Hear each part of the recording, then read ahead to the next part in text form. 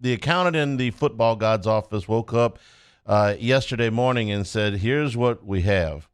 We have an imbalance in Louisiana football here. What we have is we gave them the greatest game that they could possibly get on Saturday night.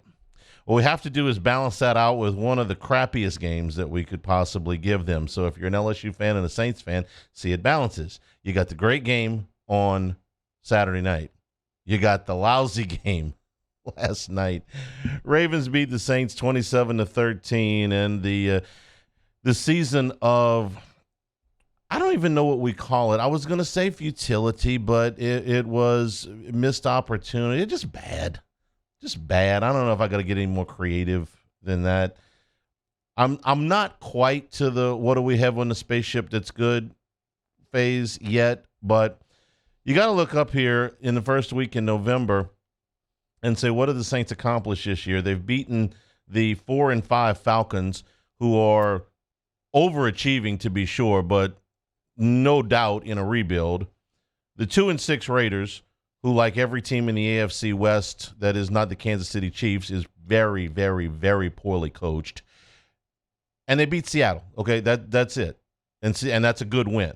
They beat Seattle, who is at the top of their division, is having a better season than anybody thought they would, and the quarterback is having a great season, which nobody thought that he would. That's it.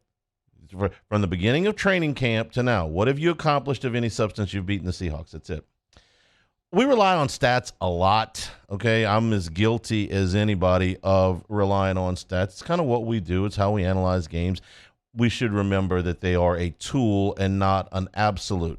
For instance, how many yards did Lamar Jackson have in last night's game for the Ravens? Rushing and passing combined, 215. How many yards did Andy Dalton have last night in the game combined? Passing and rushing, 215. So they're equal, right? The football gods accounting office is doing their job? No, not all stats are created equal. Last night, Lamar Jackson made play after play. I don't care if it was 215 yards. It felt like twice that much. The Ravens all told rushed for 188 yards, and the Saints rushed for 48. That stat checks out. The Ravens ran when they wanted to, and the Saints couldn't run at all. And it especially became apparent on third down when the fruits of all that rushing made for a lot of advantageous third down conversion opportunities for the Ravens and put the Saints behind the sticks an awful lot. The Ravens were 9 out of 15 on third down. The Saints were 3 out of 11. Some of this was the Saints' own doing. We got on Brian Kelly after the Tennessee game. But why? Because Harold Perkins wasn't on the field. That was a legitimate criticism at the time. I'll stand by that. He fixed it. If it's 3rd and 1 and you're the New Orleans Saints and Taysom Hill is not on the field, you have made a gigantic mistake. I don't care if he gets the ball. I don't care if he throws the ball. I don't care if he catches the ball. I don't care if he runs the ball. I don't care if he stands out near the hash mark as a decoy. But if it's 3rd and less than 5, Taysom Hill has to be on the field. The threat of Taysom Hill has to be on the field. 3rd and 1 on the first series last night, 3rd and 3 on the third series last night, and Taysom Hill doesn't get the ball either time. Not only that, the first time he's not even on the field. Yet on first down in the next drive, there's Taysom Hill running off the left side. Now, this is when you're going to run Taysom Hill. The one carry he got last night is on first down, and then that's it. No. And this is not the Ravens defense that we have seen through most of John Harbaugh's tenure. What do you think of when you think of the Ravens? Ever since they came over from Cleveland, when I think of the Baltimore Ravens, I think of a physical, tough, defensive-minded, hard-nosed football team. Nobody would ever call the Baltimore Ravens soft, not that watches football. But this year, they're 18th in points allowed. This is arguably, no, I don't even think it's arguable. I think this is probably the worst defense that they have had since Harbaugh has been there. Not that they're bad. The yards numbers are actually really good, but the points numbers weren't. Well, Roquan Smith's going to make a difference, by the way. Did you see him on the 3rd down and 1? He get up there, pop. They made a trade for him last week, week before last, whatever it was, and he's already making a difference in there. So it's not like you got shut down by the Ray Lewis, Ed Reed, Ravens. You got shut down by what is statistically not one of the better Ravens defenses that we have seen. Not a lot of answers that we were particularly inspired by afterwards, but this was Dennis Allen on the loss. Yeah, obviously a disappointing loss. I think you got to give those guys credit. I think they came in and played really well, had a good game plan against us. They made it difficult for us, really kind of in all phases. It's a good team that we played, and they were the better team tonight. No argument. How much of last night did you guys spend? Is he going to make a change at quarterback, and will it matter? Yeah, Andy Dalton, God bless him. I said this a couple of weeks ago. Good guy, good backup quarterback. He is being asked to do more than he is capable of at this point in his career. If you're expecting Andy Dalton to be able to make enough plays to make up for the deficiencies that are on this team, you ain't got it. Now, I don't know that answer exists on the roster. Evidently, it doesn't, but Allen was asked if he considered a change. I didn't. Look, we there was a lot that wasn't good offensively tonight, and so there's a lot of dirty hands in that. Jameis Winston must look really bad at practice. That's all I can figure. I mean, he must look really, really bad, or he's hurt more than they're letting on, which really isn't possible in NFL because they make you report everything. So I don't think that's it. If you didn't consider making a quarterback change last night, then your alternatives must be really, really, really poor. He got asked also, as he should have, about the lack of Taysom Hill. Just like everything else, I mean, you go in with a game plan, you have some plays that you like, and certainly when they don't work, then everybody's going to wonder why, you did what you did. So, look, they beat us tonight. They beat us in a lot of different areas. I don't draw any confidence from anything I hear, honestly. For the last 6 weeks, outside of the Raider game, most of the time it's been, well, we beat ourselves, and we got to quit beating ourselves. They didn't beat themselves last night. They had one turnover. At that point, the game was pretty much decided anyway. They had, 5 penalties for 40 yards. No. The Ravens just beat you from, one side of the Superdome to the other. So we've gone from we got to quit beating ourselves to I think he used bad day at the office when we're the good days. I mean, you can throw in a clunker, especially in the NFL. You can throw in a clunker. I mean, the Bills have thrown in a clunker. The Chiefs have thrown in a clunker. Over 17 weeks, you can't sustain a level of excellence in the NFL for 17 weeks and be on your game all 17 weeks. You can throw in a clunker, but you can't say you had a bad day at the office if you didn't have a good day at the office. See, then the good day at the office, which is what they had against the Raiders last week, that's the outlier. That's the one-off. You can't say you had a bad day at the office when 90% of the days are bad at the office. Then the office is just bad, not the execution of it. Let's move on to things that the Saints are struggling with. Let's start with protecting the quarterback. Obviously, they did a good job of being able to stop the run. We struggled to be able to run the ball. They got their hands up, batted down a lot of passes. They had some nice pressure packages that were able to get some pressure on the quarterback. So, again, they did a lot of good things defensively that caused us a lot of challenges, and we've got to go back to the drawing board and make some corrections and be better next week. Yep, struggling to do all those things. I agree with everything you just said there. Wait, we're not done with the struggles. What else are they struggling with?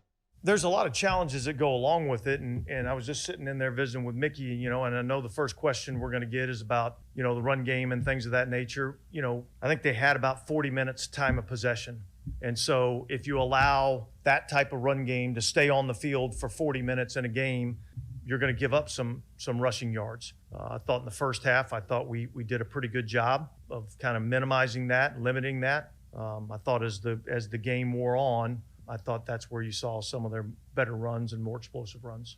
Got your checklist, guys? All right. So struggling to protect the quarterback, struggling to defend the run, struggling to get Taysom Hill involved in the offense. What else am I missing? We out of sound bites with things that they're struggling with. Okay, I was wondering if we get through all of them in the first segment. How about struggling to hit a wide open receiver? I accept the fact that Andy Dalton is not capable at this point in his career of putting a team on his back if he ever was. He's a good quarterback in his time at Cincinnati. He was never an elite quarterback, and now at this point in his career, he is a above average backup quarterback, which means that as a starter, he is near the bottom of the league. I don't expect him to be able to do what Patrick Mahomes does or Josh Allen does or Lamar Jackson does. But I do expect him to be able to hit a wide open receiver who was 5 yards behind everybody else in the end zone on a pass that was not all that long, not all that difficult to complete. My old friend Alan Risher said many times, says there's certain throws that a quarterback has to be able to make falling out of bed. That one to Callaway should have been a fallen out of bed throw, and it might have, it would have changed the tone at least at that point. I don't know if the Saints were going to win. Still, Dennis Allen says they are committed to Andy Dalton at quarterback. I think this is over the last, whatever it's been, 5 weeks, I think our offense has been pretty good and moved the ball effectively. This was not a good game tonight, so we'll evaluate as we move forward, but I'm looking at this as we had a bad day at the office offensively tonight, and we've got to improve from it.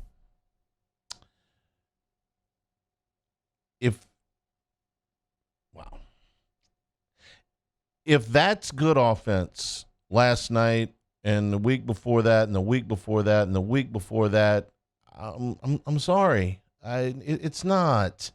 You beat the Raiders last week, and that was fine. It was a good game. Saints played well. The Raiders stink. They're poorly coached. You played the Cardinals the week before that. Your offense gave up 2 touchdowns and threw another interception in the end zone. That's not good. There's been plenty. The last time you were really good on offense, Seahawk game. Who was the offensive star of the Seahawk game? Remind me. Oh, it was Taysom Hill, wasn't it? Yeah. I got to be honest with you. I don't like very much of what I'm hearing coming out of Saints camp. I don't. It's not just that they are bad. It's that I don't see a clear pathway out.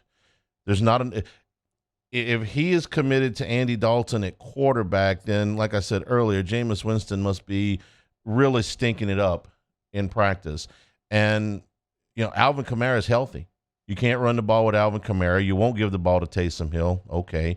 Thomas is gone for the year. I don't know if Jarvis Landry is going to be healthy at any point the rest of the season. I mean, maybe he will. So these are your guys. It's not like somebody's going to, come in. It's like, wait till we get these guys back. No, Winston's there.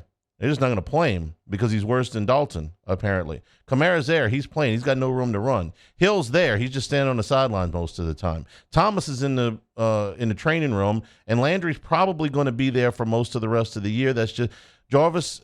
Look, one of my favorite football players of all time. Loved him when he was here. Really admired his game at the beginning when he was with Miami and again when he was with Cleveland. But the point is that Jarvis Landry has a lot of miles on the odometer. And the way Landry plays the game, it's going to take a toll on you. Jarvis Landry was a physical football player the first time I saw him, and for a wide receiver, that's not a given. And he was a physical receiver at LSU, and he was on special teams at part of his career at LSU. He's been a physical guy since he's been in the NFL, and at this point in his life, those miles on the odometer make it very difficult to commit to be able to count on Landry to be a big part of this offense. And look, even if he was, we're not talking about Randy Moss coming back here at this point. Jarvis is a good receiver, but at this point in his career, he's not at the level that he once was, and I just told you why. So it's nobody's coming to save you. Okay, there's not, and the really bleak thing is, well, at least they'll get a pick in it. No, that's not coming to save you either. At this point, your road to a fix here is that somehow miraculously you will get a high draft pick for Sean Payton and be able to turn that into something tangible. This is not a good situation. What did Henry Hill say? This is the bad time. This is a bad time.